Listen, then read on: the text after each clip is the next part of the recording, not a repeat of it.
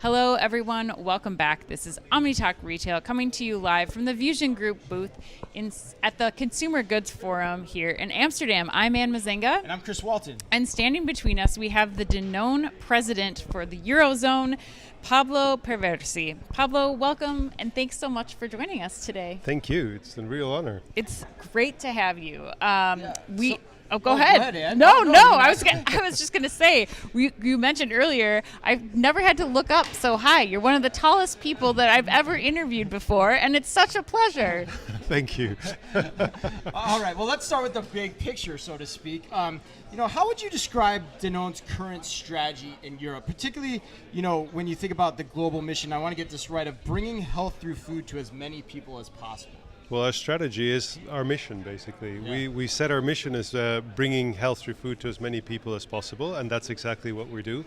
And every day we try to go to more people if it's possible. And with that, we actually aim to grow volume and continue to perform in a way where the growth is actually coming our way. Healthy growth, sustainable growth that is actually able to be stepped up over time. But at the same time, we're transforming the company. We're making the company into a company that is much more responsive, much more resilient, much more adaptive to the capacities that we need in the market, investing in the things that consumers need for the future, with health being something that is really at the heart of what we do, but also with sustainability being at the heart of what we do. So we're building all these capabilities in digital as well, which is very exciting as a company, with AI at the center of what we're doing as well, making sure that we have the data right, so that we're building the ecosystems that are going to be able to give us the AI capabilities into the future. It's very exciting times at the moment. Yeah. Well, I'm curious, Pablo, how are you making it an option for more people? You talk about trying to get healthier food to more people. How are you doing things differently at Danone to make that possible, to make that maybe price point more attainable for people, maybe new formulations that you're working on so that more people can access the food that you bring to make our world more healthy? Can you share any examples of things like that you've been working on? I can do.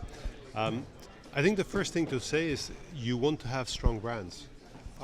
Our company is, on the point of view of brands, a company that invests in brands, that grows brands, and that has a really good definition of what a brand is, what that persona is. Mm-hmm. With that, then you can actually target consumers through products. But science plays a really important part in not only configuring products that are superior than your competition, or unique in some cases, right, but also in making sure that you can actually bring new consumers into the brand franchise by continuing to add relevance, by continuing to add functionality, by making sure that that equation is always multiplying itself to drive penetration. Mm-hmm. And with that, you're able to sell more. And an example of that is Activia. We had the Activia plain yogurts. Yeah. But hey, you know what? We've actually done the probiotics dailies, and those are for people that want supplements. And now we got kefir, and if you want kefir, it's like the turbocharger. You take one of those, and you get many more. That stuff. He can't stop drinking it. Hey, you get all the great bacteria back into your gut, and if you've gone out for a night with a bit of alcohol and killed all your good bacteria, hey, you can get them back with a kefir. With one shot. Exactly. One bottle. And science is actually taking us into a space where we can capture more and more consumers all the time, mm-hmm, through the things that we put into our products, and right, and that's the way it goes. Yeah, basically. making them more functional, it sounds Absolutely. like. Yeah. It's more functional, but it's also strengthening the brand, and it's a virtuous circle that takes you further. Yeah, right. The idea you're getting at there, food is medicine, we're hearing quite palpably at this conference, and we have been hearing it for the last about month or so too. All right, so products are one thing. So if I was to put you on the spot a little bit, I'd say, products or brands are one piece of the strategy, but you have to also think about all the channel relationships that you have to manage across Europe too, and how people are shopping, where they're shopping, whether it's digitally or in store, across different types of retailers too. How does that play into the decisions you're making at Danone? Well, at Danone, first say that we have the richest channel footprint that you could ever imagine, because we have, not many people know, but we actually do nutrition for health purposes in the medical world as well. That makes sense. For people that are recovering from oncological treatments or from frailty or from different needs. And it's very interesting to see that with that, plus all the other channels that we have, and the diversity of business models, we cover probably the richest channel footprint that you might actually have across the whole of FMCG. And that provides a lot of different solutions for consumers all along the spectrum of their life, all along the journey of whatever they're actually doing. And it brings much more relevance for our brands because we can be in many, many more touch points than some of the other competitors that we have. And that's where it becomes really fun, because you don't only grab a consumer in the gondola of a supermarket. You grab him when he goes to the beach. You grab him when he goes to the gym. You grab him when, even they go into hospital or when they have kids. And that is actually a competitive advantage that actually sets us apart in really trying to drive that omni-channel approach, including in digital, because I think nowadays everybody is actually going into digital. Right. And if you look at some of our categories, we've got 20% of the sales that we're actually doing through some of the digital channels. Pablo, let's talk a little bit about what's happening more specifically in some of those digital use cases that you gave, especially when we talk about more of the operations and supply chain part of it. How are you leveraging technology to help improve that and therefore improve everything else down the line? Oh, I love your question because it's really exciting. It's what we're really trying to do to the next level right now. And I think everybody's talking to AI. Not many people are doing great AI. Right. But in reality, getting ready for AI is very, very important. Right. And I think that we're on a journey with digital. We're on a journey with digitalizing a lot of the different areas of our company. We're on a journey to also improve our operations, our planning, our sales, and give capabilities to the salespeople so that they actually become much better enabled and impactful salespeople. And then on top of this, we can put AI. And we've started to do some testing on this and some pilots, and the results are absolutely splendid. They're really encouraging. Very, very excited about it. Yeah, I don't know how much you can share that, but one thing I was thinking about as you were talking before about the scale of your distribution being a competitive advantage for you, I have to think AI factors into that in terms of taking advantage of that scale to an even greater degree. So, how are you thinking about that? Well, the ability to actually have so many touch points is an opportunity to capture data on consumers at every single point. And if you think that AI is an enabler to evaluate data across all those different touch points, the amount of segmentation that you can do of that data will enable you to get insights that run your business with much more impact. And that's exactly what we really want to be doing into the future. Now, it's not easy and it's not a journey that everybody can actually do because it costs quite a lot of money. You got to make sure that you're actually doing it in a way that is efficient and with a mindset of return on investment.